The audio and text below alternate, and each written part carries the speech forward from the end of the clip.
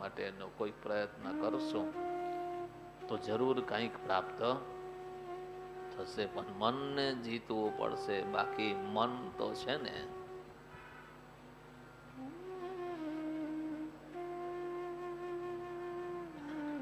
ક્યાંય હક લેવા દેવું છે નહીં. કોઈ દિવસ પ્રયત્ન કર્યો છે, અનુભવ્યું છે, હક લેવા દે છે? હક નહીં લેવા દેવો. આ મન તો કેવું છે, તમને એક વસ્તુ મળે ને, દાઢી કરાવીએ ને કે પેલા ક્રીમ લગાય ને, ક્રીમ લગાવે ને કે થોડું થોડું આમ મસાજ કરીને, આ છે ને મન એવું છે. આનો કોઈ અંત જ નથી. થોડુંક ભગવાન આપે ને તો એને એમ થાય મહારાજ આટલું જ આપ્યું, થોડું વધારે આપો ને. પ્રસાદમાં નહીં, થોડો થોડા 5 જણા છે, થોડું વધારે આપો ને.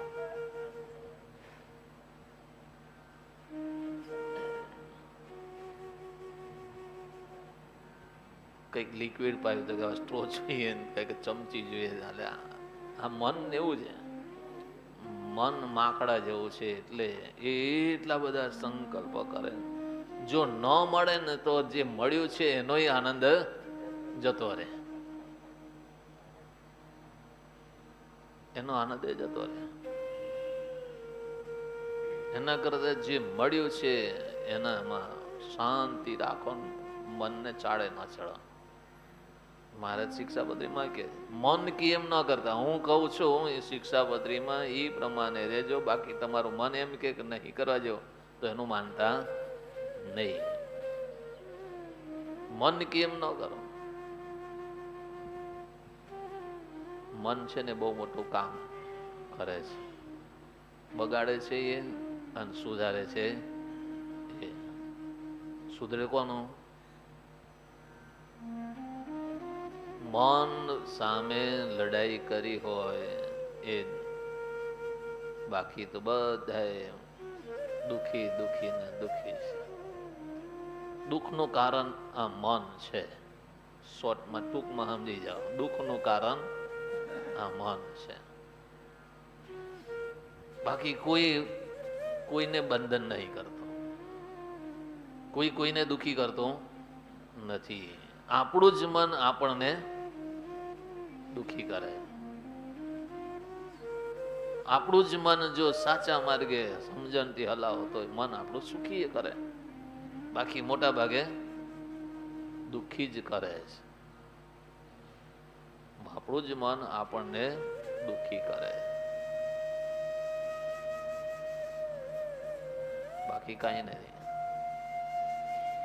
માટે ભગવાનના ભક્તોએ મનને વશ કરવું, એને જીતવાનો જે ઉપાય હોય એ ઉપાય કર્યા કરો. પેલું મહારાજ ની દ્રષ્ટાંત આપતા ભૂત વશ કર્યું હોય તો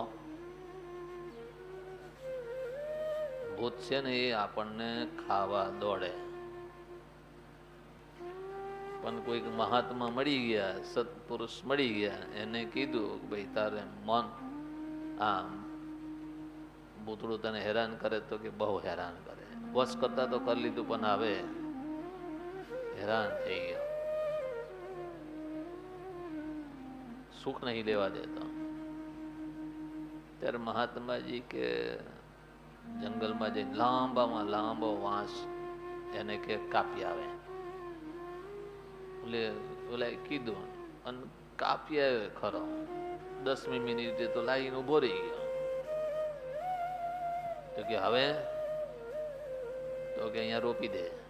એટલે ખાડો ખોદ્યો ને રોપ્યું. હવે એને તો મૂકવાનું જ ને, એટલે અંદર ખાડો પડી જાય ને રોપાઈ જાય ને ઊભું રહી જાય. ભૂત કઈ વાહડા કાપવા કુવાડીને ધાર્યું લઈને ગયો હશે? એને જ્યાંથી કાપવું હોય ત્યાંથી કાપી લે, કોઈને પૂછવાનું નહીં, કાંઈ નહીં, હરખું કરીને લઈ આવ્યા. કે રોપી દે તો રોપી દીધું. તો કે હવે આ વાંસની ઉપર ચડ અને ઉતર ચડ ઉતર કર. હું જ્યારે બોલાવું ત્યારે આવવાનું, ત્યાં સુધી તાર ચડ ઉતર કરવાનું. તો કે ભલે. એને બીજી કાંઈ નથી ખબર. હા,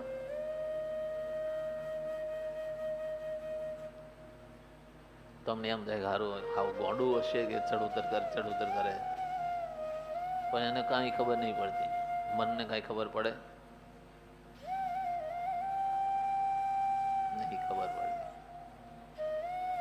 બોલો ચડ ઉતર જ કરે. પછી મહાત્માજી કીધું કેમ છે? તો કે હવે શાંતિ છે.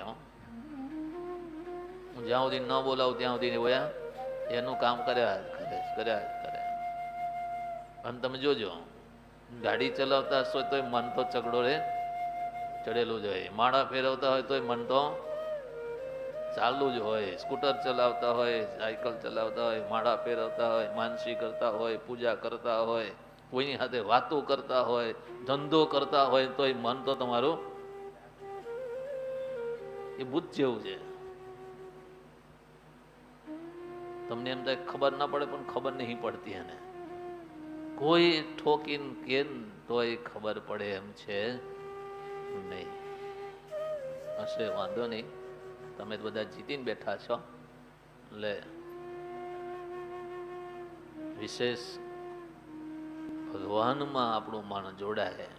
જીતીને તો બેઠા જ, પણ હવે ભગવાનમાં જોડાય ને એવું કરવાનું. જેટલું ભગવાનમાં મન જોડાયેલું રે એટલું સુખ. સહજાનંદ સ્વામી મહારાજ.